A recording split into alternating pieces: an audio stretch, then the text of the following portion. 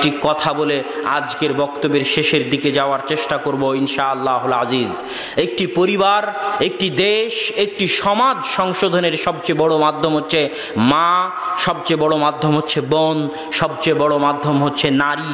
মায়েরা যদি ধ্বংস হয়ে যায়, মায়েরা যদি নষ্ট হয়ে যায়, নারীরা যদি ধ্বংস হয়ে যায়, নারীরা যদি নষ্ট হয়ে যায়, তাহলে ওই পরিবার, ওই সমাজ, ওই দেশকে ভালো করার আর কোনো উপায় নাই। এই জন্যই একজন বড় যোদ্ধা বলেছিল, তোমরা আমাকে শিক্ষিত মা দাও, তোমরা আমাকে ভালো মা দাও, আমি তোমাদেরকে শিক্ষিত এবং ভালো জাতি উপহার দিব। আর এই জন্য ইহুদি খ্রিস্টানেরা মুসলমানদের মা এবং বোনদেরকে নষ্ট করে দেওয়ার জন্য, ধ্বংস করে দেওয়ার জন্য, বেহায়াপনা এবং বেলেল্লাপনা তাদের মধ্যে ঢুকিয়ে দেওয়ার জন্য এমন কোনো অস্ত্র নাই যা তারা প্রয়োগ করছে না, যা তারা প্রয়োগ করেনি, ভবিষ্যতে প্রয়োগ করবে না, এমন কোনো অস্ত্র নাই। কেননা মায়েরাই হচ্ছে পরিবারের ভিত্তি। একটি গাছকে মানুষ করার জন্য যেমন গাছের গোড়ায় পানি ঢালতে হয়, বেড়া দিতে হয়, ঠিক তেমনি একটি পরিবারকে মানুষ করার জন্য ওই পরিবারের গোড়ায় পানি দিতে হয়। আর এই পানি দানকারিণী হচ্ছে মায়েরা, স্ত্রীরা। যেমনটা খাদিজা রাদিয়াল্লাহু তাআলা আনহু আল্লাহর রাসূলের পরিবারের গোড়ায় পানি ঢালতেন। আল্লাহ রাসূল যখন হেরা গুহা থেকে ফিরে আসলেন, তখন খাদিজাই হচ্ছেন সেই মহিলা যিনি আল্লাহ রাসূলকে অভয় বাণী দিয়েছিলেন যে ইনশাআল্লাহ ওয়াল্লাহি কাল্লা ওয়াল্লাহি, আল্লাহর কসম কখনো নহে, আল্লাহ আপনার ক্ষতি করবেন না, আল্লাহ আপনার ধ্বংস করবেন না, আপনি ভয় পাবেন না। খাদিজা রাদিয়াল্লাহু তাআলা আনহা ওই মহিলা যিনি প্রথম ঈমান আনয়নের মাধ্যমে আল্লাহ রাসূলের সঙ্গী এবং সাথী হয়ে গেছিলেন। আল্লাহ রাসূলের বিপদে আপদে পরামর্শ দিয়ে, উৎসাহ দিয়ে, সাহস দিয়ে, অর্থ দিয়ে, টাকা পয়সা দিয়ে রাসূল সাল্লাল্লাহু আলাইহি ওয়াসাল্লামকে সার্বিক সহযোগিতা করেছেন। এই জন্য যে বছর খাদিজা রাদিয়াল্লাহু তাআলা আনহা মারা যান, সেই বছরকে বলা হয় আমুল হুজুন, আল্লাহ রাসূলের জন্য দুঃখ কষ্টের বছর। সম্মানিত উপস্থিতি, এই জন্য মায়েরা, নারীরা, বোনেরা হচ্ছে পরিবারের গোড়ায় পানি দান করার মতো। ইব্রাহিম আলাইহিস সালাতু ওয়াস সালামের পরিবার হচ্ছে পৃথিবীর মাটিতে সবচেয়ে আদর্শ পরিবার। ইব্রাহিম আলাইহিস সালাতু ওয়াস সালামের পরিবার হচ্ছে আসমানের নিচে জমিনের উপর সবচেয়ে আদর্শ পরিবার। আপনি বলবেন মুহাম্মদ সাল্লাল্লাহু আলাইহি ওয়াসাল্লাম তাহলে কই গেলেন? আমি বলবো মুহাম্মদ সাল্লাল্লাহু আলাইহি ওয়াসাল্লাম নিজেও ইব্রাহিম আলাইহিস সালাতু ওয়াস সালামের পরিবারের অংশ। ইব্রাহিম আলাইহিস সালাতু ওয়াস সালামের পরিবারকে আল্লাহ পৃথিবীতে এমনভাবে কবুল করে নিয়েছেন, এমনভাবে কবুল করে নিয়েছেন যে ইব্রাহিম আলাইহিস সালাতু ওয়াস সালামের পরে কিয়ামত পর্যন্ত মুহাম্মদ সাল্লাল্লাহু আলাইহি ওয়াসাল্লাম পর্যন্ত আল্লাহর কোনো নবী ইব্রাহিম আলাইহিস সালাতু ওয়াস সালামের বংশের বাইরে দেননি। আর ইব্রাহিম আলাইহিস সালাতু ওয়াস সালামের পরিবারের এত ভালো হওয়ার, এত উন্নত হওয়ার, এত শ্রেষ্ঠ হওয়ার পিছনে বড় কারণগুলোর একটা কারণ হচ্ছে আল্লাহ ইব্রাহিম আলাইহিস সালাতু ওয়াস সালামকে এমন দুইজন স্ত্রী দিয়েছিলেন যারা হচ্ছেন সতী এবং সাধবী, যাদের একজনের ঘটনা নাম হচ্ছে সারা আলাইহাস সালাতু ওয়াস সালাম, যিনি যখন বিপদে পড়লেন, জালেম বাদশাহ যখন তার সাথে খারাপ কাজ করতে চাইল, তখন তিনি জালেম বাদশাকে বললেন, আমি 2 রাকাত সালাত আদায় করতে চাই। আল্লাহর নিকটে দোয়া করার, আল্লাহর নিকটে সাহায্য করার সবচেয়ে বড় মাধ্যম কি? আল্লাহর নিকটে মোনাজাত করার সবচেয়ে বড় মাধ্যম কি? সালাত শব্দের শাব্দিক অর্থ কি? দোয়া করা। মানে সালাত শব্দের শাব্দিক অর্থ হচ্ছে মোনাজাত করা। সালাত শব্দের শাব্দিক অর্থ কি? মোনাজাত করা। জোরে বলেন তো, সালাত শব্দের শাব্দিক অর্থ কি? মোনাজাত করা। আসমানের নিচে জমিনের উপরে আল্লাহর কাছে মোনাজাত করার সালাতের চাইতে আর বড় কোনো মাধ্যম আছে? আল্লাহু আকবার বলে মোনাজাত শুরু হয়, মানে সালাত শুরু হয়, আর আসসালামু আলাইকুম বলে মোনাজাত শেষ হয়। আর যে বলে সালাম ফিরানোর পর হুজুরকে মোনাজাত করতে, সে হচ্ছে জাহেল, অজ্ঞ, মূর্খ। সে জানে না যে সালাতই হচ্ছে মোনাজাত। এইটা তাকে আরো 10 বছর পড়তে হবে। তো সম্মানিত উপস্থিতি, মোনাজাত করার সবচেয়ে বড় মাধ্যম সালাত। এই জন্য সারা আলাইহিস সালাতু ওয়াস সালাম সালাতে দাঁড়িয়ে গেলেন মোনাজাত করার জন্য। আল্লাহকে বললেন, আল্লাহুম্মা ইন কুনতা তাআলাম, হে আল্লাহ, আপনি যদি জানেন না আমি সারা আমার লজ্জা স্থানের, আমার ইজ্জতের, আমার আমানতের, আমার মান সম্মানের হেফাজত করেছি, আমার স্বামী ছাড়া অন্য কাউকে আমার এই লজ্জা স্থান, আমার শরীর দেখতে এবং ব্যবহার করতে দিইনি, আমি যদি আমার এই আমানতের খেয়ানত না করে থাকি তাহলে আজকে এই বিপদ মুহূর্তে লা তুসাল্লিত আলাইয়াল কাফের, আপনি কাফেরকে আমার উপর জয় করবেন না। এমন স্ত্রী হচ্ছে ইব্রাহিম আলাইহিস সালাতু ওয়াস সালামের স্ত্রী। দোয়া করা শেষ হওয়ার আগেই জালেম বাদশার হাত পা অবশ্যই মাটিতে পড়ে গেল। আল্লাহু আকবার। এই ঘটনার পরে আরেকজন স্ত্রী ওই জালেম বাদশাহ ইব্রাহিম আলাইহিস সালাতু ওয়াস সালামকে দিলেন, যার নাম হাজেরা। ইব্রাহিম আলাইহিস সালাতু ওয়াস সালাম যখন মক্কায় নির্জন মরুভূমিতে, যেখানে মানুষজন তো নাই, পশু পাখি তো নাই, গাছপালাও নাই, আজ 1000 বছর পরে, 5, 6, 10,000 বছর পরেও যদি আপনি মক্কায়, আজকে আধুনিক যুগে যদি মক্কায় যান, তবুও দেখবেন মক্কার ওই জায়গাটা, কাবা ঘরের ওই জায়গাটা চারিদিকে পাহাড় দিয়ে ঘেরা। এখনো সৌদি সরকার রাস্তাঘাট পাহাড় কেটে ভালোভাবে উপযোগী করে তৈরি করতে পারেনি। এমন একটা দুর্গম মরুর শহর, মরুর জায়গা, যেখানে মানুষের বসবাস করা, মানুষের যাওয়া এবং থাকা আজও কঠিন। এমন জায়গায় ইব্রাহিম আলাইহিস সালাতু ওয়াস সালাম যখন তার পরিবারকে রেখে গেলেন, হাজেরা এবং ইসমাইলকে রেখে গেলেন, তখন সামনে সামনে ইব্রাহিম হাঁটছেন কিছু না বলেই, আর পিছনে পিছনে হাজেরা হাঁটছেন। তখন হাজেরা জিজ্ঞেস করছেন, আইনা তাযহাবু ইব্রাহিম, ইব্রাহিম আপনি কোথায় যাচ্ছেন? ইব্রাহিম আলাইহিস সালাম উত্তর দেন না। আইনা তাযহাবু ইব্রাহিম, ইব্রাহিম কোথায় যাচ্ছেন? উত্তর দেন না। তখন হাজেরা বললেন, আপনি কি আল্লাহর নির্দেশে যাচ্ছেন? আল্লাহর আদেশে আমাদেরকে এখানে রেখে যাচ্ছেন? তখন ইব্রাহিম আলাইহিস সালাম বললেন, নাম। তখন লা ইউদাইয়ানাল্লাহ, যদি আল্লাহর নির্দেশে, আল্লাহর আদেশে এই নির্জন মরুভূমিতে আমাদেরকে রেখে গিয়ে থাকেন, তাহলে এখানে মানুষজন না থাকলেও, এখানে খাবার না থাকলেও, পশু পাখি না থাকলেও, পানির ব্যবস্থা না থাকলেও আমাদের হেফাজত আল্লাহ করবেন, কোনো চিন্তা নাই ইনশাআল্লাহ।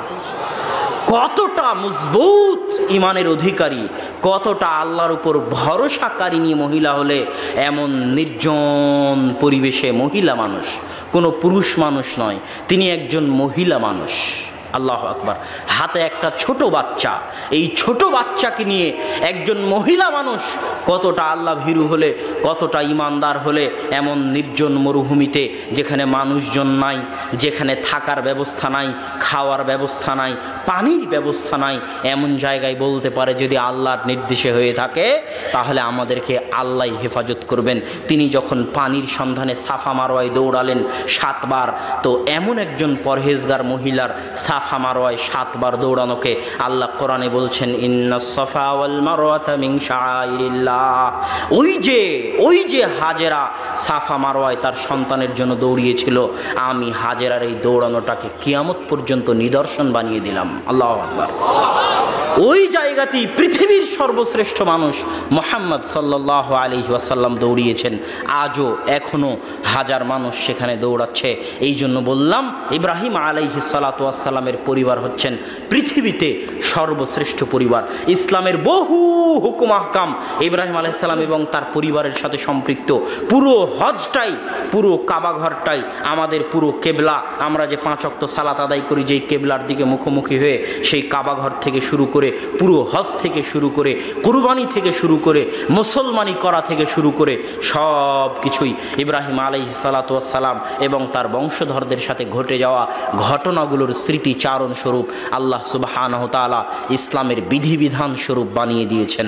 তো সম্মানিত উপস্থিতি, মা এবং বোনদেরকে লক্ষ্য করে বলতে চাই, আপনাদের দ্বারাই আদর্শ পরিবার সম্ভব যদি আপনারা সারা এবং হাজেরার মতো পরহেজগার হন, তাকওয়াবান হন, আল্লাহ ভীরু হন, তাহলে সমাজ পরিবর্তন করা সম্ভব। এই ধরনের আল্লাহর প্রতি বিশ্বাসী, আল্লাহর প্রতি ভরসাকারী এবং আল্লাহ সুবহানাহু ওয়া তাআলার বিধিবিধান পালনকারী, বেহায়াপনা বেলেল্লাপনা থেকে মুক্ত থাকা।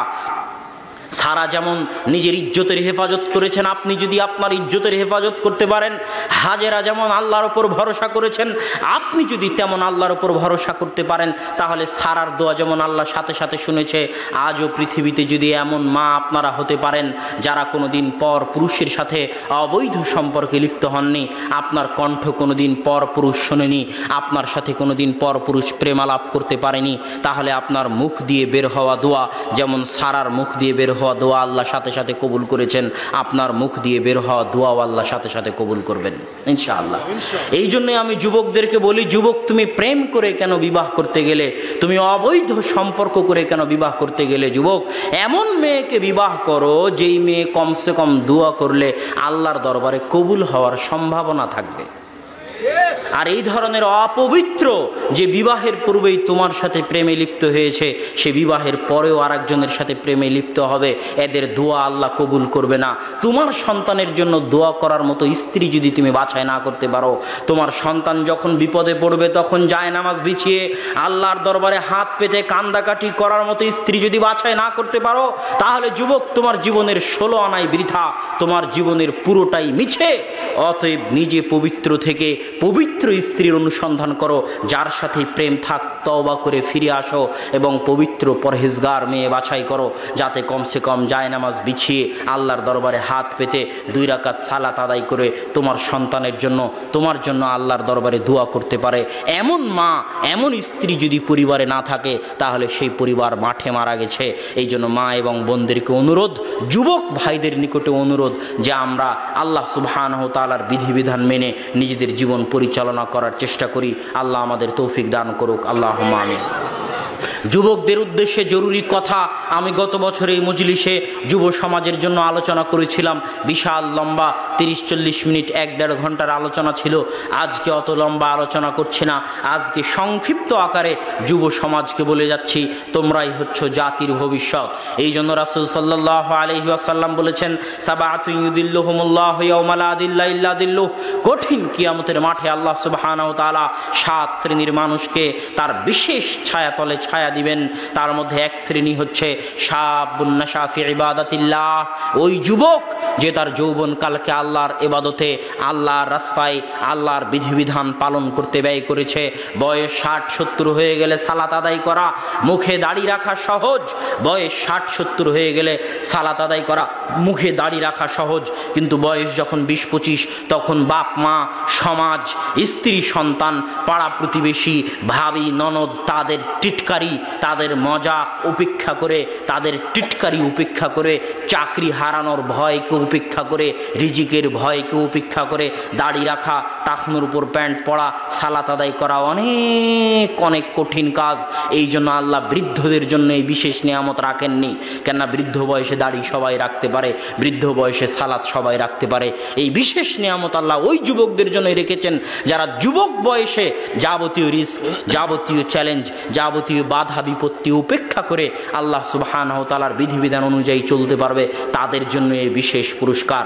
আজকে আমাদের যুবক সমাজের অধিকাংশ যুবক নিজেদের জীবনকে মানুষের মতবাদকে দুনিয়াতে প্রতিষ্ঠিত করার জন্য ব্যয় করে দিচ্ছে। হাজারো যুবক আছে যারা আওয়ামী লীগের রাজনীতি, বিএনপির রাজনীতি, জামাতি ইসলামের রাজনীতি, এই ধরনের রাজনৈতিক দলের পিছনে নিজেদের জীবন, নিজেদের সময়কে ব্যয় করে দিচ্ছে। অথচ এই সমস্ত যুবককে কিয়ামতের মাঠে তাদের সময়ের হিসাব দিতে হবে। রাসূল সাল্লাল্লাহু আলাইহি ওয়াসাল্লাম বলেছেন, আব্দুল্লাহ বিন মাসউদের হাদিস, যে আদম সন্তান তার পা লা তাজুল কদমা ইবনে আদম, আদম সন্তানের পা কিয়ামতের মাঠে এক ধাপও সামনে এগোতে পারবে না যতক্ষণ না 5টা প্রশ্নের উত্তর দেয়। তার মধ্যে একটা প্রশ্ন হচ্ছে আন শাবাবিক, হে যুবক তুমি তোমার যৌবনকালকে কোথায়, কোন রাস্তায়, কার পিছনে ব্যয় করেছো, এই জবাব কিয়ামতের মাঠে দিয়ে যেতে হবে। অতএব যুব সমাজকে লক্ষ্য করে বলতে চাই, তোমরা এই জাতির ভবিষ্যৎ। নিজেকে অচল, অকেজো, অথর্ব, দেশ, জাতি এবং পরিবারের জন্য বোঝা বানিও না। যে সমস্ত যুবকের আত্মমর্যাদা নাই, আত্মসম্মান নাই, যুগ যেই দিকে চলে তারা যুগের তালে চলে, যেই দিকে বাতাস হয় সেই দিকে ছাতা ধরে, যুগে যখন যেটা চলে তখন সে সেই তালে চলে। এই সমস্ত যুবক হচ্ছে আত্মমর্যাদাহীন যুবক, আত্মসম্মানহীন যুবক। নদীর স্রোতে, সমুদ্রের স্রোতে যেমন পানা ভেসে যায়, খড়কুটো ভেসে যায়, ফেনা ভেসে যায়, ওই সমস্ত ফেনা খড়কুটোর যেমন শক্তি থাকে না, তাদের যেমন কোনো আত্মমর্যাদা থাকে না, এই সমস্ত যুবকের তেমন কোনো শক্তি নাই, আত্মমর্যাদা নাই। এরা যখন যেটা সমাজে চলে, যখন আইপিএল চলে, যখন বিপিএল চলে, যখন জুয়া চলে, যখন মদ চলে, যখন গান বাজনা চলে, চলে এরা সবগুলোর সাথে শরিক হয়, এদের নিজস্ব কোনো আত্মমর্যাদা, কোনো ভ্যালু নেই। আর যেই স্টিমার, যেই লঞ্চ স্রোতকে উপেক্ষা করে চলে, ওই স্টিমার লঞ্চের যেমন সুযোগ আছে, ওই স্টিমার লঞ্চের যেমন শক্তি আছে, আত্মমর্যাদা আছে। একটা যুবকও যখন সমাজে যাবতীয় বাধাকে উপেক্ষা করে ইসলামের আদর্শকে ধরে সমাজে চলতে চায়, তখন সেই যুবক আত্মসম্মান সম্পূর্ণ যুবক, আত্মমর্যাদা বোধ সম্পূর্ণ যুবক। আর পর্দার বিষয়টাও আত্মমর্যাদার সাথে সম্পৃক্ত। এই জন্য রাসূল সাল্লাল্লাহু আলাইহি ওয়াসাল্লাম বলেছেন, লা ইয়াদখুলুল জান্নাতা দায়ুস, দায়ুস জান্নাতে যাবে না। দায়ুস মানে যার মধ্যে দিয়াসা আছে। দিয়াসা কার মধ্যে আছে? দিয়াসা আছে শুকুরের মধ্যে। আল্লাহ রাসূল বলতেছেন দায়ুস জান্নাতে যাবে না, মানে দায়ুস মানে যার মধ্যে দিয়াসা আছে তাকে বলা হয় দায়ুস। দিয়াসা কার মধ্যে আছে? শুকুরের মধ্যে আছে, তথা যার রক্ত শুকুরের রক্তের মতো হয়ে যাবে, যার ব্যবহার শুকুরের ব্যবহারের মতো হয়ে যাবে, যে আর মানুষ থাকবে না, শুকুর হয়ে যাবে, সে জান্নাতে যাবে না।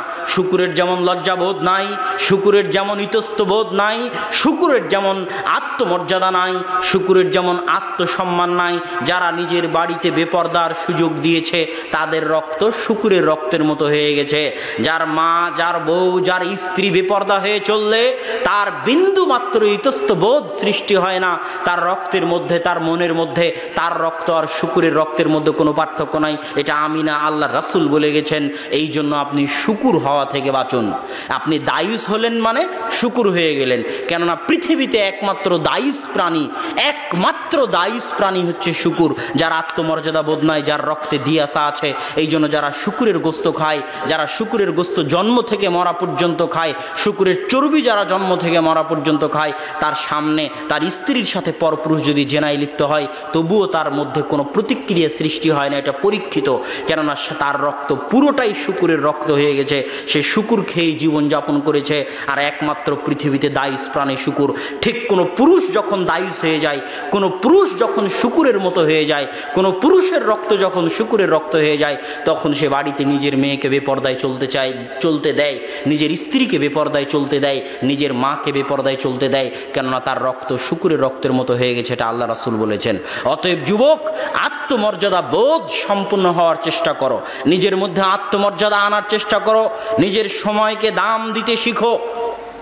তোমার সময়ের মূল্য আছে যুবক। আমি এক বক্তব্যে বলেছি, তোমাদের সামনে আজকেও বলতেছি যে তোমাদের সময়ের মূল্য আছে। তুমি বগুড়ায় বাস করো, এ কথা ভুল। তুমি দুয়ারপাড়ায়, হামিদপুরে বাস করো, এ কথা ভুল। মানুষ কোনো জায়গায় বাস করে না, জায়গা তো জায়গার মতোই থাকে। 1000 বছর আগে এই জায়গা এমনই ছিল, 1000 বছর পরে এই জায়গা এমনই থাকবে, এমনই থাকবে। এই জায়গার কোনো পরিবর্তন হবে না, এর উপরেই কিয়ামত কায়েম হয়ে যাবে। অথচ এই জায়গাতে মানুষ আসছে, চলে যাচ্ছে। তাহলে মানুষ জায়গায় থাকে না, মানুষ সময়ে আসতেছে, সময়ে যাচ্ছে।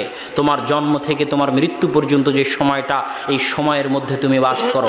তোমার জীবনের অপর নাম হচ্ছে সময়। ওয়াল আসর, সময়ের কসম, ইন্নাল ইনসানা লাফি খুসর, নিশ্চয় সব মানুষ ক্ষতির মধ্যে নিমজ্জিত। কেন? সব মানুষ সময় নষ্ট করে। সব মানুষ ক্ষতির মধ্যে নিমজ্জিত কেন? সব মানুষ সময় নষ্ট করে। সময়ের অনেক মূল্য আছে যুবক। তোমার সময়কে তুমি যখন দাম দিবে না, তখন দুনিয়াবাসী তোমাকে দাম দিবে না। তুমি যখন তোমার সময়কে দাম দিবে না, তখন দুনিয়াবাসী তোমার সময়কে দাম দিবে না। তুমি যখন তোমার সময়কে দাম না দিয়ে অন্যের ক্রিকেট খেলা দেখো, তোমার সময় কি এতই অমূল্যবান যে অন্যের ক্রিকেট খেলা দেখতে হবে? সে এসে তোমাকে দেখুক, এর নাম হচ্ছে আত্মমর্যাদাবোধ। যে আমি কেন তাকে দেখব, সে আমাকে দেখুক, একে বলে আত্মমর্যাদা। আমি কেন তার অনুসরণ করব, সে আমার অনুসরণ করুক, পারলে, এর নাম আত্মমর্যাদা। আমি কেন পাখির জন্য জীবন দিব, পারলে পাখি আয়েশা রাদিয়াল্লাহু তাআলা আনহার জামা পরার জন্য জীবন দিক। আমি কেন শাহরুখ সালমানের জন্য জীবন দিব, পারলে শাহরুখ সালমান আমার নবী মুহাম্মদ সাল্লাল্লাহু আলাইহি ওয়াসাল্লামের অনুসরণ করুক, এর নাম আত্মমর্যাদা। আজকের যুব সমাজ তো জানে না। আমি মাঝে মাঝে দেখলে হতাশ হই।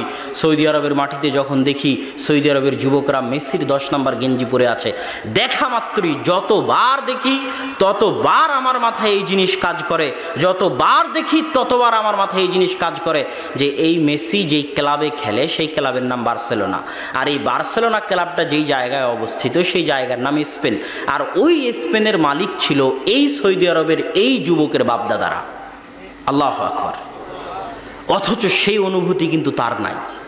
অতটুকু অনুভূতি শক্তি তার নাই। যেই মেসি, যেই রোনালদো, যেই বার্সেলোনা, যেই সমস্ত ক্লাব আমাদের যুবক সমাজগুলো দেখে এবং শুনে, এই সব ক্লাব ওই স্পেনের মাটিতে অবস্থিত।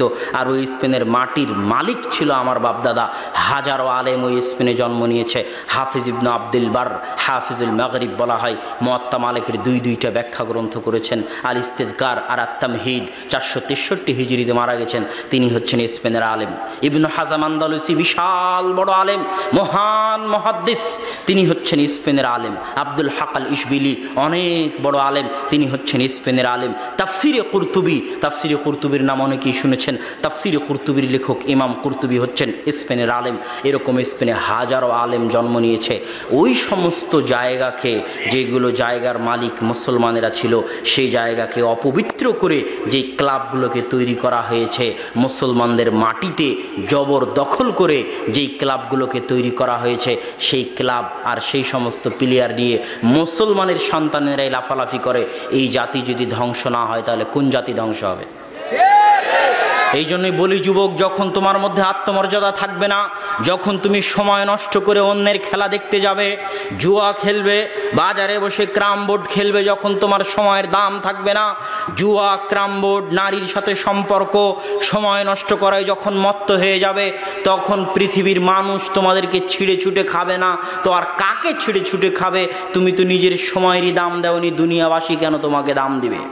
কোনো প্রয়োজন নাই দুনিয়ার মানুষের তোমাকে দাম দেওয়ার, যখন তুমি নিজের সময়কে দাম দেওনি। এই কথা আল্লাহর রাসূলও বলেছেন যে ক্ষুধার্ত ব্যক্তি যেমন খাবারের প্লেটে ঝাঁপিয়ে পড়ে, তেমনই ঝাঁপিয়ে পড়বে। কেন আল্লাহর রাসূল? আমরা কি সংখ্যায় কম হব? আনাহনু কালিলুন ইয়াউমাইযিন, না, সেই দিন তোমরা সংখ্যায় কম হবে না, কিন্তু আনতুম কাগুসাইস সাইল, তোমাদের আত্মমর্যাদা থাকবে না, তোমরা সময়ের দাম দিবে না, তোমরা অন্য জাতির অনুসরণ করবে, অন্য সম্প্রদায়ের অনুসরণ করবে, অন্যের খেলা দেখবে, অন্যের ছবি দেখবে, অন্যের মুভি দেখবে, গান বাজনা নিয়ে ব্যস্ত থাকবে। তোমরা হবে খড়কুটোর মতো, তোমরা হবে ফেনার মতো, কোনো আত্মমর্যাদা থাকবে না। এখানে হাজারো যুবক বসে আছে যাদের ভিতরে সরিষা সমপরিমাণ আত্মমর্যাদা নাই। এদেরকে তুলে ডাস্টবিনে ফেলে দেওয়ার যোগ্য। যুবক, তোমাকে কষ্ট দেওয়ার জন্য বলিনি, তোমার ঈমান জাগরণ করার জন্য বলতেছি। তুমি যখন নিজের সময়কে দাম না দিয়ে খড়কুটো ফেনার মতো হয়ে যাও, সময় নষ্ট করো, জুয়া খেলো, ক্যারমবোর্ড খেলো, তাস খেলো, ক্রিকেট খেলা দেখো, এই সমস্ত খেলায় যখন অংশগ্রহণ করো, তখন তুমি ডাস্টবিনে ফেলে দেওয়ার মতো। আর ফেলেও দিচ্ছে। তুমি পদ্মা সেতুর ইতিহাস পড়ে দেখিও যে পাইলের মধ্যে লেবার পড়ে গেছে, ওই লেবারকে তুলাই হয়নি, পাইলের মধ্যেই পড়ে মরে গেছে। এটা বাংলাদেশি লেবার, কোনো চায়না কোরিয়ান নয়। কেন? নিজের সময়কে কোনোদিন দাম দেয়নি। আওয়ামী লীগ বিএনপির রাজনীতি করেছে, সারাদিন মদ, জুয়া, আড্ডা, ক্রামবোর্ড নিয়ে থেকেছে। তো এরা যদি লেবারি না করে, তো কারা লেবারি করবে? এরা বাংলাদেশেও লেবারি করবে, এরা বিদেশেও লেবারি করবে। এটাই এদের ভাগ্যে লেখা আছে। যতক্ষণ না নিজেরা পরিবর্তন হবে, ততক্ষণ। বাহির দেশ থেকে মানুষ এসে এই দেশে বড় বড় চাকরি করবে, বাহির দেশ থেকে মানুষ এসে এই দেশে ইঞ্জিনিয়ারিং করবে, বাহির দেশ থেকে মানুষ এসে এই দেশে ডাক্তারি করবে, বাহির দেশ থেকে মানুষ এসে এই দেশে বিজ্ঞান হবে। আর আমার আপনার পকেটের টাকা তারা বেতন হিসেবে নিয়ে যাবে। আর আমরা আপনারা এই দেশেও লেবারি করব, পদ্মা সেতুতে, বাইরেও লেবারি করব। কেন? জীবনে কোনোদিন বই খুলে দেখেনি, সারাদিন রাজনীতি করেছে, অস্ত্র নিয়ে মারামারি করেছে, ক্রামবোর্ড খেলেছে, আইপিএল খেলেছে, বিপিএল খেলেছে। এরা চিরজীবন লেবারি করবে যতক্ষণ না পরিবর্তন হবে। সম্মানিত উপস্থিতি, আর আজকের বক্তব্যের শেষে আমি চলে এসেছি। বক্তব্যের শেষে আমি এই কথা আপনাদের সামনে অনুরোধ রাখতে চাই যে আসুন আল্লাহ সুবহানাহু ওয়া তাআলা আমাদের যুবক সমাজের মধ্যে আত্মমর্যাদা বোধ জাগিয়ে দিক। আমাদের যুবক সমাজকে আল্লাহ সুবহানাহু ওয়া তাআলা পরিবর্তন করুক, যেন তারা দেশ এবং জাতির জন্য বোঝা না হয়ে দেশ এবং জাতি এবং পরিবারের কাজে লাগে। মা এবং বোনেরা যেন হাজেরা এবং সারার মতো তাকওয়াবান, পরহেজগার হয়ে সৎ আদর্শ পরিবার জাতিকে উপহার দিতে পারে। এই দোয়া, এই কামনা ব্যক্ত করে আজকের সংক্ষিপ্ত বক্তব্য এখানেই শেষ করছি। ওয়া আখিরু দাওয়ানা আলহামদুলিল্লাহি রাব্বিল আলামিন। আসসালামু আলাইকুম ওয়া রাহমাতুল্লাহি ওয়া বারাকাতুহু। আব্দুল্লাহ, উনি আজকে শাহেখ আব্দুল্লাহ, এটার পিছনে যে অবদান, সেটা হলো একজন যোগ্য পিতা। তার একজন যোগ্য পিতা ছিল, তাই আল্লাহ সুবহানাহু ওয়া তাআলা তাকে আজকে এই পর্যায়ে কবুল করেছেন। আমার জানা আছে, উনি যখন আলিমে বাংলাদেশের শীর্ষস্থানীয় রেজাল্ট করলেন, সেই সময়তে অনেক বাংলার গল্প বলে বলতেন যে আমার ছেলে ইন্টারমিডিয়েটে সে জিপিএ ভাই পেয়েছে, গোল্ডেন পেয়েছে, ঢাকা ইউনিভার্সিটিতে পড়বে, সে গর্ব করে। তার বাবা সেদিন বলেছে কিসের ঢাকা ইউনিভার্সিটি, তোমাকে আলেম হতে হবে। তিনি আজকে একজন ক্যাডারের বাবা হতেন, যদি ঢাকা ইউনিভার্সিটিতে উনি পড়তেন, আজকে অনার্স শেষ করে একজন বিশেষ ক্যাডার হতেন। তার চাইতে ভালো আছেন মন্দ আছে বলেন? অনেক ভালো আছেন। তিনি দুনিয়াকে তুচ্ছ করেছিলেন আর সেই দিনের এলএমকে প্রাধান্য দিয়েছিলেন। তাই উনি এলএম শিক্ষার জন্য কাজ করে ইন্ডিয়াতে দারুণ দেওবন্দে পাঠিয়েছিলেন। তারপরে আমি মদিনায় পাঠিয়েছিলাম, আল্লাহ তাআলা কবুল করেছেন। এরকম দৃঢ় যেটা হতে হয়, আল্লাহ সুবহানাহু ওয়া তাআলা তাকে আজকে তিনজন যোগ্য আলেমের পিতা হিসেবে কবুল করেছেন। আল্লাহ সুবহানাহু ওয়া তাআলার কাছে আমরা দোয়া করছি তার জন্য, তিনি যেন জাতির জন্য আরো বেশি খেদমত রেখে দিতে পারেন। আমরা অনেক আলেমকে দেখেছি যাদের সন্তান আলেম হয়নি, এটা আমাদের কাছে দুঃখ। আলহামদুলিল্লাহ মূল্যবান আলোচনা আসছেন আমাদের কাঙ্ক্ষিত শায়েখ মাওলানা আব্দুল রাজ্জাক বিন ইউসুফ, প্রতিষ্ঠাতা পরিচালক জামিয়া আস-সালাফিয়া রাজশাহী ও নারায়ণগঞ্জ। এখানে একটু কথা বলতে হয় যে আজকে আমাদের দেশের এক দেখার মতো উদাহরণের মতো দুইটা প্রতিষ্ঠান প্রতিষ্ঠা করেছেন। আপনাদের সকলে দ্বারা আপনারা দেখে আসবেন, একটা চোখ জুড়ে যায় এমন একটি প্রতিষ্ঠান, এমন একটি প্রতিষ্ঠান বাংলাদেশে উনি প্রতিষ্ঠা করেছেন। আল্লাহ সুবহানাহু ওয়া তাআলা তাদের দিনের জন্য কবুল করেন, আমরা বলি আমিন। এরপর যে আমরা আলোচনা শুনবো শায়েখ মাওলানা আব্দুল রাজ্জাক বিন ইউসুফ, প্রতিষ্ঠাতা পরিচালক জামিয়া আস-সালাফিয়া রাজশাহী এবং নারায়ণগঞ্জ। আমি মাওলানাকে আলোচনা পেশ করার জন্য বিনীত আহ্বান করছি। এখানকার চেয়ার খুব বড় ভাই। উঁচু হয়েছে, হ্যাঁ উঁচু হয়েছে অনেক বড়, তাই তো দেখছি চেয়ার বড় হয়ে গেছে।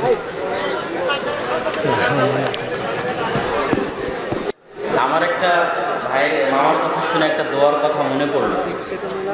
আমি ওভাবে সবার সামনে বলতে চাই না, তো যেহেতু আপনারা কোনো না কোনো দিক থেকে আমি আপনাদের এলাকার জামাই এবং আপনারা আত্মীয়, সেটা আপনাদের কাছে এই দাবিটুকু আমি করতে পারি। সেটা হচ্ছে আলোচনার মধ্যে বলতে চাচ্ছিলাম, তবুও বললাম, তবে এখন বলতে চাচ্ছি বলি, দ্বিধাহীনতার মধ্যেই বলি যে আল্লাহ সুবহানাহু ওয়া তাআলা ইব্রাহিম আলাইহিস সালাতু ওয়াস সালামের পরিবারকে কবুল করেছিলেন। তো আল্লাহ সুবহানাহু ওয়া তাআলার দয়া এবং রহমতের অভাব নেই। আমি আপনাদের নিকটে এই দোয়া চাইবো যে আপনারা দোয়া করবেন আল্লাহ সুবহানাহু ওয়া তাআলা যেন আব্দুর রাজ্জাক বিন ইউসুফের পরিবারকে, পরবর্তী উত্তরসূরি এবং বংশধরদেরকে বাংলাদেশ এবং পৃথিবীর মাটিতে ইসলাম এবং দ্বীনের প্রচারে ওইভাবেই কবুল করেন যেমন ইব্রাহিম আলাইহিস সালাতু ওয়াস সালামের পরিবারকে কবুল করেছিলেন।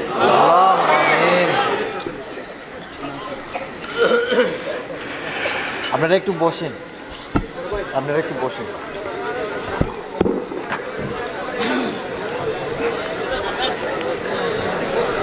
আপনারা বসলে ওস্তাদ যে কথা বলবেন, একটু বসেন, আপনারা বসেন। আসসালামু আলাইকুম রাহমাতুল্লাহ। আলহামদুলিল্লাহ ওয়াহদা والصلاة والسلام على من لا نبي بعده أما بعد فأعوذ بالله من الشيطان الرجيم ادعوني أستجب لكم عن أنس رضي الله تعالى عنه قال قال رسول الله صلى الله عليه وسلم لا يسأل أحدكم ربه حاجته كلها حتى يسأله سسأل عليه إذن قطع رواه أبو داود بسند صحيح النعمان بن بشير رضي الله تعالى عنه قال قال رسول الله صلى الله عليه وسلم الدعاء هو العبادة رواه أبو داود بسند صحيح। সম্মানিত উপস্থিতি, প্রশংসা আল্লাহর জন্য, শান্তি অবতীর্ণ হোক আল্লাহ রাসূলের উপর সাল্লাল্লাহু আলাইহি ওয়াসাল্লাম। আজকের এই দিনী বৈঠকে সংক্ষিপ্ত সময়ে বক্তব্যের বিষয় বিশেষ প্রার্থনা। আল্লাহর নিকটে দোয়া প্রার্থনা সম্পর্কে এক গুরুত্বপূর্ণ সংক্ষিপ্ত তথ্যবহুল বিবরণের চেষ্টা করব ইনশাআল্লাহুল আজিজ। সম্মানিত উপস্থিতি, আমরা আজকের বৈঠকে উপস্থিত হব এমনটা হিসাব নিকাশ আমার ছিল না। সন্ধ্যা পর্যন্ত সময় ভাবছিলাম আপনারা এখানে উপস্থিত হতে পারছি না, তার উপরন্ত আল্লাহর ইচ্ছাই সিদ্ধান্ত পরিবর্তন হওয়াই চলে এসেছি। যেহেতু এসেছি কাজেই কিছু আপনাদের সামনে কথা বলা প্রয়োজন মনে করছি। দয়া করে এখন আপনি আপনার প্রয়োজন আমাকে দেখায়েন না, আপনি আপনার প্রয়োজন বন্ধ করে কিছুক্ষণ অপেক্ষা করুন। আপনার কাছে আমরা কিছু গুরুত্বপূর্ণ কথা পেশ করার চেষ্টা করি। আমার দিনী বোন যারা আপনারা আছেন, দূর দূরান্ত থেকে এসেছেন, আপনারা দয়া করে কথা বলবেন না, যেহেতু আপনার কথা বলা আমরা চাই না। আর বরং আপনি কথা বললে আমরা আপনাকে অপছন্দ করি, ঘৃণা করি। কাজেই আপনি চুপ থাকেন, আপনার গায়ের উপর দিয়ে আরেকজন চলে গেল আপনি মুখ বন্ধ রাখেন। মুখ বন্ধ রেখে আপনি কিছুক্ষণ কথা শোনার প্রয়োজন মনে করুন। আপনারা যারা রাস্তাঘাটে আছেন, চলাচল করছেন, কথা বলছেন, এখনও মোবাইল নিয়ে ব্যস্ত আছেন, আসছিলাম দেখলাম এক যুবক মোবাইলে কথা বলছে, মোবাইল নিয়ে ওই ছবি টবি দেখছে এখানে বসে, শরমবোধ ইতস্তবোধ কেমন দেখছেন? তো আপনারা এখন নিজের প্রয়োজন, নিজের কর্ম বন্ধ করে গুরুত্বপূর্ণ আলোচনা শোনার চেষ্টা করুন। প্রত্যেকটা মানুষের কিছু বিপদ আপদ থাকে, বিপদ আপদের কথা, সুবিধার কথা আল্লাহকে বললে আল্লাহ শোনেন। আল্লাহ এ কথাই বলছে। আল্লাহ তাআলা বলেন, উদউনি আস্তাজিব লাকুম, পৃথিবীর মানুষ তোমরা আমাকে ডাকো, আমি তোমাদের ডাকে সাড়া দেব। তোমরা আমাকে বলো, আমি তোমাদের কথা শুনবো। আমাকে কি বলতে চাও, যেটা বলবে সেটা আমি শুনব, আমি শোনার জন্য প্রতীক্ষমান। আনাস রাদিয়াল্লাহু তাআলা আনহু বলেন, রাসূল সাল্লাল্লাহু আলাইহি ওয়াসাল্লাম বলেছেন, আল্লাহ তাআলা বলেন হাদিসে কুদসি, ইবনা আদম, এ আদমের ছেলে মেয়ে শোনো, মা দাওয়াতানি রাজাওতানি, তুমি আমাকে যেভাবে ডাকো আমি সেভাবে থাকি, তুমি আমার কাছে যেভাবে আশা পোষণ করো সেভাবে আমি পূর্ণ করে থাকি। আদমের ছেলে মেয়েরা শোনো, তোমরা আমাকে যেভাবে ডাকো আমি সেভাবে থাকি, তোমরা যেভাবে আমার উপরে আশা পোষণ করে থাকো সেভাবে আমি পূর্ণ করে থাকি। তুমি ডাকো, আমাকে কি বলতে চাচ্ছ আমি এটা শুনবো। উদউনি আস্তাজিব লাকুম, তোমরা আমাকে ডাকো, আমি তোমাদের ডাকে সাড়া দিব। আল্লাহ তাআলা অন্যত্র বলেন, উদু রব্বাকুম তাজাররুন খুফিয়া, তোমরা তোমাদের প্রতিপালককে ডাকো গোপনে, অতীব গোপনে, বিনয়ে, অতীব গোপনে, অতীব বিনয়ে, খুব বিনয়ের সাথে বলো, খুব গোপনে বলো, চুপে চুপে বলো, মনে মনে বলো।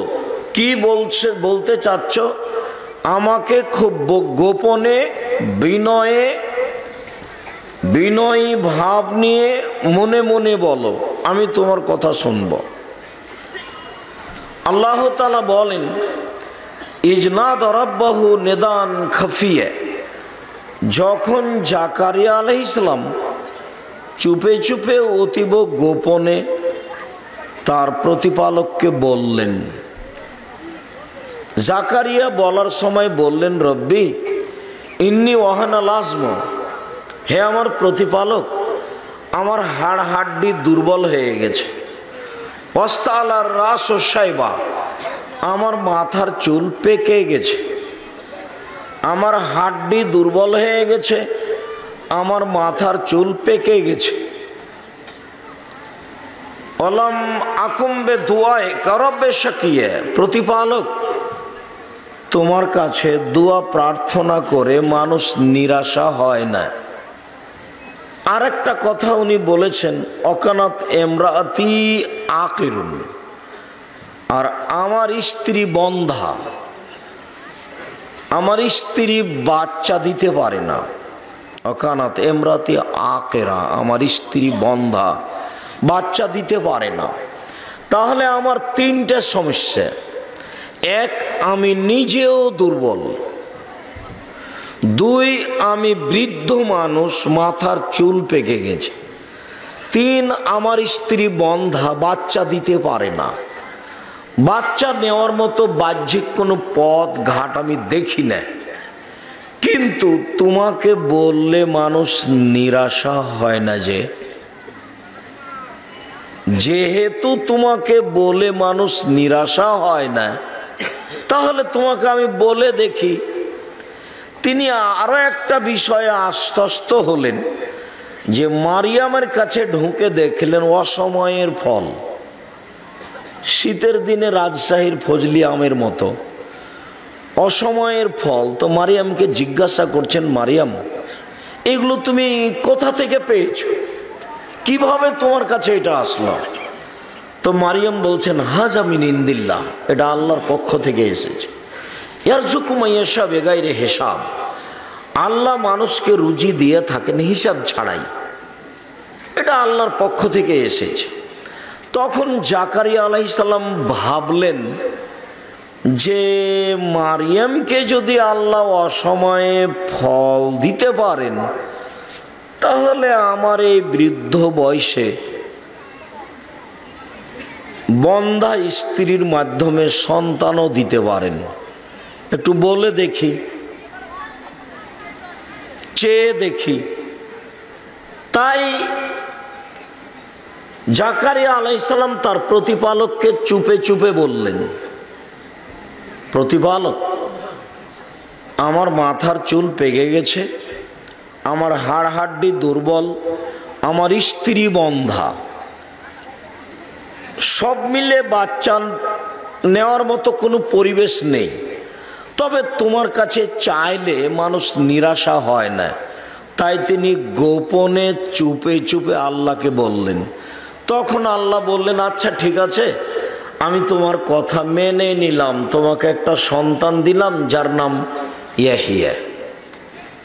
তা আপনিও বলেন আপনার ছেলের দরকার, সমস্যা, বিপদ আপদ, জমি জায়গা মানুষ দখল করে নিয়েছে, অর্থ সম্পদের প্রয়োজন, কি চান? যেটা চান সেটা মনে মনে বলেন, চুপে চুপে বলেন। এই ছেলে, পিছনে তোমাদের পিছনে কি কথা বলছে? মহিলারা কি কথা বলছে? একেবারে চুপচাপ থাকতে হবে কিছুক্ষণ। দয়া করে আপনি আমাকে কোনো কথা দেখায়েন না, আপনি আমাকে কোনো প্রয়োজন দেখায়েন না। যেহেতু আপনার প্রয়োজন আমি দেখতে চাচ্ছি না, খুব ভদ্রতার পরিচয় দিয়ে কিছুক্ষণ চুপচাপ থাকবেন। মহান আল্লাহ আমাদের নবীকে বলেন, অজকুর রব্বাকা ফি নাফসিক, আপনি আপনার প্রতিপালককে মনে মনে বলুন। তাজর্র খিফা, অতীব গোপনে, অতীব বিনয়ে বলুন। বেদুনিল জাহরে মিনাল কওলে, সরবে বলিয়েন না, নীরবে বলুন।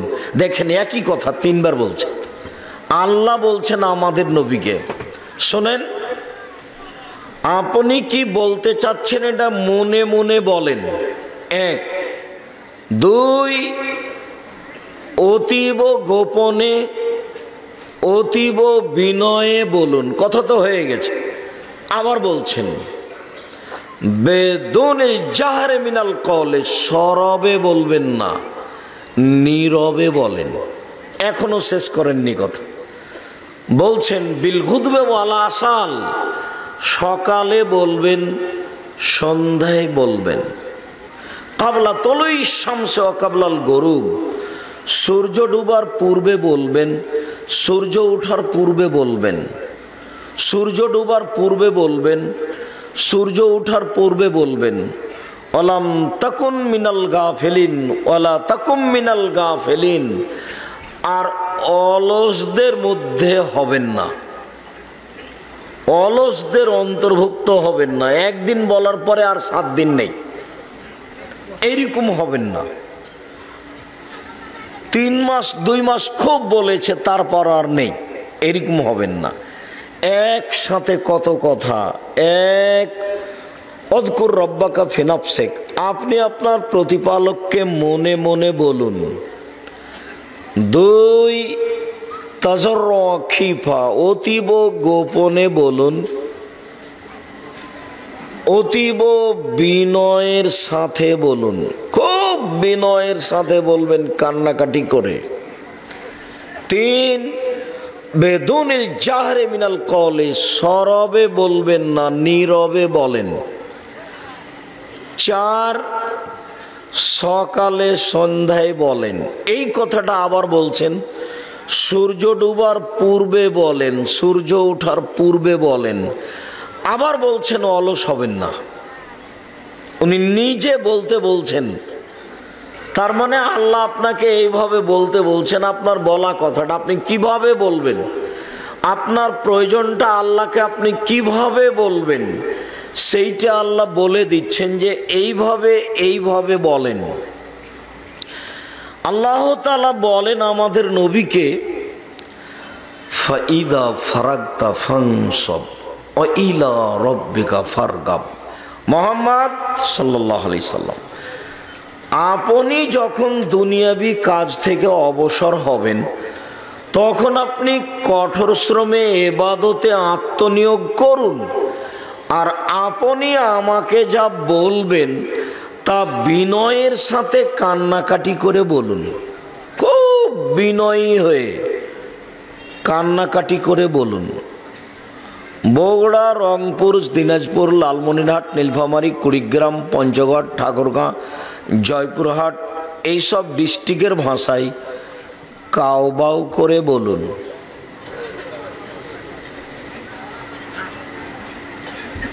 ঢাকা, গাজীপুর, নরসিংদী, নারায়ণগঞ্জ, মানিকগঞ্জ, মুন্সিগঞ্জ এইসব ডিস্ট্রিক্টের ভাষায় কাকতি মিনতি করে বলুন, কাড়ু বাড়ু করে বলুন।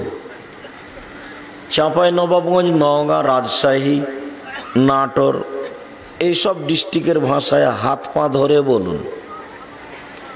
মানে বলার একবারে শেষ সীমা দেওয়াই লাগবে। আমাকে এটা দেওয়াই লাগবে, বললেই খুশি, আর না বললেই অসন্তুষ্ট। যত বলবেন তত খুশি, যত বলবেন তত খুশি, আর যদি না বলেন তাহলে অসন্তুষ্ট।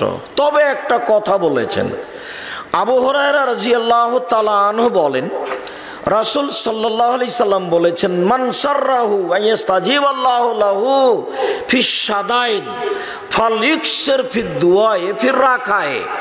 যে লোকটা চায় যে বিপদে পড়ে আল্লাহ তার দোয়া কবুল করুক, এটা যে চাই। আমি যখন খুব বিপদে, তখন আল্লাহ আমার কথা কবুল করুক, এইটা যদি কেউ চায়, তাহলে যখন বিপদে পড়েনি তখন যেন খুব বেশি বেশি বলে। এটা কি বললাম বলেন তো দেখি?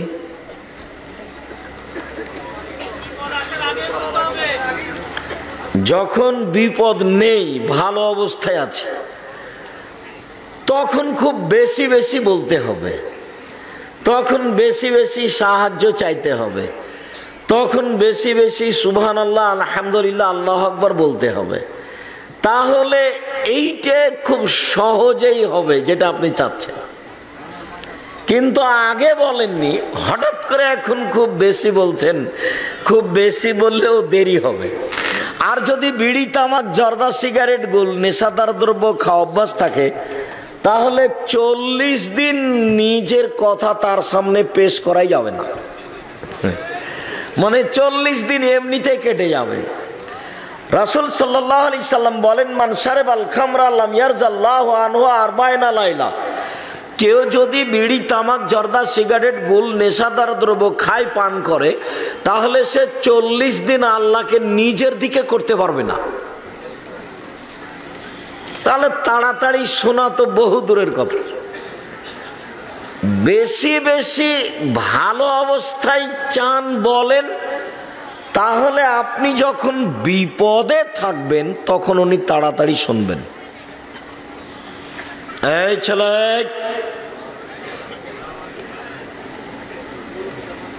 একটু ধৈর্য ধারণ করো, ধৈর্যের পরিচয় দিও। ধৈর্য ঘোড়ার ডিম মনে করিও না।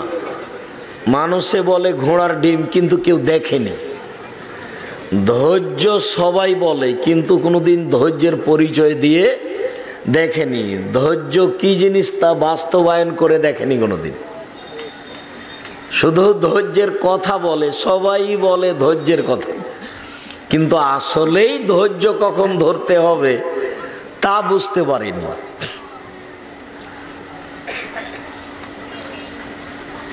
ধৈর্যের পরিচয় দিয়ে একটু অপেক্ষা করুন, দেখি আপনাকে আজকে অতীব গুরুত্বপূর্ণ কিছু কথা আপনার জীবনে কাজে লাগতে পারে কিছু শোনাতে পারি কিনা, চেষ্টা চালিয়ে যাচ্ছি।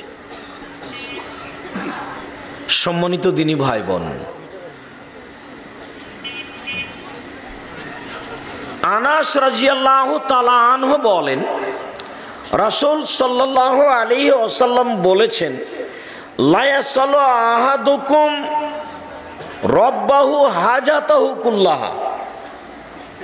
তোমাদের কোনো ব্যক্তি, তোমরা সবাই তোমাদের সব কিছু আল্লাহর কাছে চাইবা, যা প্রয়োজন তাই চাইবা।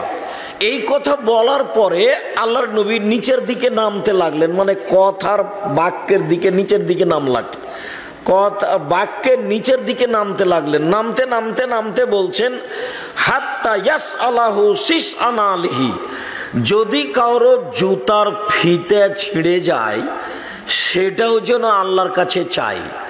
আসলে জুতার ফিতে কথা নয়, স্যান্ডেলের ফিতে কথা নয়, মানে কম থেকে কম, একেবারেই কম, দা হোক, কুড়াল হোক,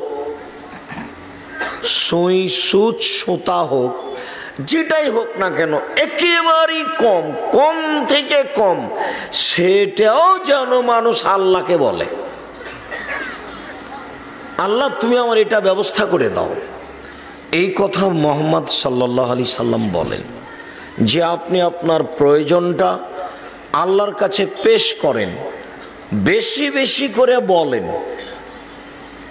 বেশি বেশি করে বললে খুব খুশি, কম বললেই কম খুশি, বেশি বললেই বেশি খুশি। এই লোকটা খুব দান করে মানুষকে, তো একদিনে যদি 20 জন লোক আসে তাহলে বিরক্ত হয়ে যাবে। কিন্তু আপনি আল্লাহকে যত বলবেন তত বেশি খুশি। কি চান সেইটা সেখানে বলেন, দেওয়ার জন্য প্রস্তুত রয়েছেন। আনাস রাদিয়াল্লাহু তাআলা আনহু বলেন, রাসূল সাল্লাল্লাহু আলাইহি ওয়াসাল্লাম বলেছেন, ইস্তাজাবু লিল আবদ মা লাম ইয়াদু বিইসমিন আও কাতিয়াত রাহিমিন মা লাম ইস্তাজিল। মানুষের দোয়া কবুল হয়, সব দোয়া কবুল হবে, তবে 3টি কারণে দোয়া কবুল হয় না, বা 3 ধরনের দোয়া কবুল হয় না। এক, বেইসমিন, মানুষ যদি পাপের দোয়া করে তাহলে সে দোয়া কবুল হবে না। মানুষ যদি বলে যে আমি চুরি করছি, আল্লাহ কেউ যেন না দেখে, এরকম দোয়া যদি কেউ করে তাহলে সে দোয়া কবুল হবে না। 2, কাতিয়াত রাহিমিন, সম্পর্ক আত্মীয়তা ছিন্ন করার দোয়া যদি কেউ করে তাহলে সে দোয়া কবুল হবে না। 2 ভাই খুব ঝগড়া লেগেছে, দিয়ে এক ভাই বলছে যে আমি এখান থেকে চলে যাব যেন তোর কোনোদিন মুখ দেখতে না হয়, আর আরেক ভাইয়ের মুখ দেখবে না। চাঁপাইনবাবগঞ্জে 2 ভাই গন্ডগোল লেগে ঢেঁকিটা কেটে ভাগ করে নিয়েছে। তো ওটা থেকে এখন আর কিছু হবে? আল্লাহ যেখানে বলেছেন যে ওয়াবুদুল্লাহ ওয়ালা তুশরিকু বিহি শাইআ, পৃথিবীর মানুষ এক আল্লাহর ইবাদত করো, তার সাথে বিন্দুমাত্র শরীক করো না। অবিল ওয়ালিদাইনি ইহসানা, আর বাপ মায়ের সাথে ভালো আচরণ করো। 2, অবিজিল কুরবান, নিকট আত্মীয়র সাথে ভালো আচরণ করো। নিকট আত্মীয় হলো নিজ ভাই। নিজ ভাইয়ের সাথে টিকে থাকা খুব কঠিন। ভাই ভাই, ঠাঁই ঠাঁই, ভাই কিন্তু আপনার পরিবার নয়, আপনার ছেলে মেয়ে আর আপনার বাপ মা এরা আপনার পরিবার। ভাই কিন্তু পৃথক সদস্য, পড়াশোনা করে বিবাহ করে ও বউ নিয়ে সংসার করবে, মাঝে মধ্যে মোবাইল করে কথা চালু থাকলে জিজ্ঞাসা করবে, আর যদি কথা চালু না থাকে তো 10 বছর একদিন কথা হবে না। আর জমি ভাগের সময় পিটিয়ে ভাগ করবে, প্রয়োজনে মামলা করে। যদিও বগুড়ার মানুষ অনেকেই নয়, প্রায় শতকরা 90 জন 95 জন বা 98 জন বোনকে জমি দেয় না। বোন যদি জমি চাই তাহলে বলে যে তুই চলে যা, আর কোনদিন আসবি না, জমির ভাগ নিয়ে চলে যা। জমির ভাগ দেয় না যে সে কার চেয়ে খারাপ বলো তো ছেলে, কার চেয়ে কুকুর শ্রীগালের চেয়ে খারাপ। আর তোমাকে আমি বলেছি তুমি তোমার আব্বাকে বলে দিবা যে আব্বা, ভাগ্য নিয়ে দুনিয়াতে এসেছি, ভাগ্য ছেড়ে আসিনি। ভাগ্যে যদি জমিদারি থাকে তো জমিদারি করে খাবো, আর যদি ভাগ্যে ভিক্ষা করে খাওয়া থাকে তো ভিক্ষা করে খাবো, ফুফুর জমি খাবো না। সন্ধ্যা হতে হতে ফুফুর জমি বুঝিয়ে দেন। এই বগুড়া, দিনাজপুর, রংপুর, লালমনিরহাট, নীলফামারী, কুড়িগ্রাম, পঞ্চগড়, ঠাকুরগাঁও, জয়পুরহাট এইসব ডিস্ট্রিক্টের বেশি নীতি এইটা। অন্যান্য ডিস্ট্রিক্টে আছে, তবে এই ডিস্ট্রিক্টে বেশি আছে। একাধিক দিনের জিজ্ঞাসাতে বোঝা যায় যে বোনকে জমি দিতে হবে না। আমার বাপ যেদিন মারা গেছেন মাটি দিয়ে এসে সন্ধ্যার সময়তে আমরা আগে জমি ভাগ করেছি, তারপরে খাওয়া দাওয়া। জমি ভাগ করেছি বটে, আমি একটু চিনি, আমার ছোট ভাই জমিই চিনে না, ও যায়নি কোনোদিন। ও বরিশাল মডেল সরকারি কলেজের শিক্ষক, ওই শিক্ষকতা করে, আসে বাড়িতে, আমার এখানে থাকে, বাড়ি পর্যন্ত যাই, ফিরে চলে যাই। কিন্তু ভাগটা আমি মাটি দিয়ে এসে দেখিয়েছি যে জমিটা আগে ভাগ করি। এই ছেলে, তোমার বাপ, তোমার দাদা মারা গেছেন, তো তোমার বাপ সকালে জমির ভাগ নিবে আর তোমার ফুফু বিকেলে নিবে না একসাথে নিবে? 10 বছর হলো তোমার দাদা মরা, এখনো জমি ভাগ হয়নি। তোমার বাপের লজ্জা হয় না, শরম হয় না? তোমার বাপ ভিক্ষা করে খাবে, টাকা অপরের জমি খাচ্ছে কেন? বগুড়া ট্রেন স্টেশন আছে, প্রয়োজনে ভিক্ষা করে খাবে তোমার বাপ। তোমরা লজ্জা করে না, শরম করে না? তোমার বাপের হায়া হয় না? 24 ঘন্টার মধ্যে তোমার বাপ যেন জমি ছেড়ে দেয়, তোমার ফুফুকে জমি দিয়ে দেয়। আগামীকাল সন্ধ্যার পরে যেন তোমার বাপ জমি না রাখে তোমার কাছে, তোমার বাপের কাছে, নইলে তোমার বাপ বক্তব্যের সাথে মুনাফিকি করে। তোমার বাপ একজন মুনাফেক। বলে দিও যে আব্দুর রাজ্জাক সাহেব বলে গেছে আপনি মুনাফেক। 24 ঘন্টার মধ্যে তোমার বাপকে জমি তোমার ফুফুকে ফেরত দিতে হবে। তোমার বাপকে বলে দিও আব্দুর রাজ্জাক সাহেব বক্তব্যের সাথে মুনাফিকি করতে নিষেধ করেছে। জাতির ক্ষতি করতে আসিনি, জাতির সফলতা চাই, এটাই জরুরি। আগে জমি ভাগ দিতে হবে, তারপরে কোনো কথা। মানুষের জমি নষ্ট করে, হক নষ্ট করে, তাহাজ্জুদ পড়ে জান্নাত কিনার হিসাব করা ঠিক নয়। সম্মানিত তিনি ভাই বোন, বলছিলাম রাসূল সাল্লাল্লাহু আলাইহি সাল্লাম বলেন, সম্পর্ক ছিন্ন করার দোয়া করলে দোয়া কবুল হবে না। 3, দোয়া করতে তাড়াহুড়া করলে দোয়া কবুল হবে না। সাহাবীগণ বলছেন আল্লাহর নবী, সম্পর্ক ছিন্ন করার দোয়া করলে কবুল হবে না এটা বুঝেছি, পাপের জন্য দোয়া করলে দোয়া কবুল হবে না এটাও বুঝেছি, কিন্তু দোয়া করতে তাড়াহুড়া করলে দোয়া কবুল হবে না এইটা তো বুঝতে পারলাম না, এইটা কি? তখন আল্লাহ রাসূল বলছেন, বুঝতে পারলে না? একুলো বলে কাদাউতো ফালামারা ইস্তাজাবালি ফায়াস্তাসির ফালায়াদু দুআ, বলে দোয়া করেছি, কত দোয়া করলাম, কই দোয়া কবুল হয় না, তারপর অলস হয়ে যায়, তারপর দোয়া ছেড়ে দেয়, এই দোয়া কবুল হবে না। 3 মাস দোয়া করেছে, 6 মাস দোয়া করেছে, তারপর আর করে না, মানে দেখেছি যে আর কবুল হয় না। আপনার আমি ধৈর্যের পরিচয় দেখাতে গিয়ে আপনাকে আমি বলেছি যে একদিন আবু জাহাল বলছে, মোহাম্মদ যখন সিজদায় যাবে তার মাথার উপরে উটের ভুঁড়ি তুলে দিতে হবে। কে পারে, কে পারে? এক যুবক বলছে আমি পারি। আচ্ছা ঠিক আছে, সিজদায় যখন যাবে তখন তুমি উটের ভুঁড়ি তুলে দিবা। তো দিয়েছে। তখন কেউ গিয়ে ফাতেমাকে বলছে, দেখো ফাতেমা, দেখো দেখো দেখো ফাতেমা, তোমার আব্বার মাথার উপরে ওরা ভুঁড়ি চাপিয়ে দিয়েছে, ওরা হাসিতে অট্ট হাসি দিয়েছে, একজন আর একজনের গায়ে লুটে পড়ছে, তোমার আব্বা সিজদা থেকে মাথা উঠাতে পারে না। তো ফাতেমা দৌড়িয়ে এসে ভুঁড়িটা সরিয়ে দিয়ে এদের গালি দেওয়ার ইচ্ছা করলেন। আল্লাহ রাসূল সালাত শেষ করে তাদের জন্য বদদোয়া করলেন। আল্লাহর নবীর বদদোয়া কবুল হলো বদরের যুদ্ধে 12 বছর পর। আল্লাহর নবীর অপমান অবস্থায় দোয়াটা করলেন, কবুল হলো কতদিন পরে? 12 বছর পর। 12 বছর। ইয়াকুব আলাইহিস সালামের ছেলেরা বলছে যে আব্বা একটু ইসবকে আমাদের সাথে দেন না, ও আমাদের সাথে খেলাবে। তখন বলছে না না না না, আমার ছেলেকে বাঘে খাবে। তখন তারা বলছে বলেন কি আপনি, আমরা এতগুলো আছি, তাকে বাঘে খাবে মানে? আমরা তাকে দেখাশোনা করব। আচ্ছা ঠিক আছে, নিয়ে যাও। তো নিয়ে যাওয়ার পরে বিকেলে সন্ধ্যার দিকে এসে বলছেন আব্বা আব্বা ওকে বাঘে খেয়েছে। আপনি তো বিশ্বাস করবেন না, এ দেখেন জামা কাপড়ে রক্ত লেগে আছে। তো জামা কাপড় দেখাচ্ছে, বিকালে রক্ত লেগে আছে, কিন্তু জামা কাপড় ছিঁড়া নেই। তাতে তার বাপ বুঝেছেন যে কথা মিথ্যে। তখন তার বাপ বলছেন যে হ্যাঁ তোমরা কথা বানিয়ে নিয়েছ, এখন আমি ধৈর্য ধারণ করি, যেহেতু তোমরা কথা বানিয়ে নিয়েছ, ছেলে পাওয়া যাবে কবে তা বলতে পারছি না, তবে তোমরা কথা বানিয়েছ। এখন উনি বলতে লাগলেন আল্লাহ ছেলে আমাকে ফিরিয়ে দাও, ছেলে আমাকে ফিরিয়ে দাও।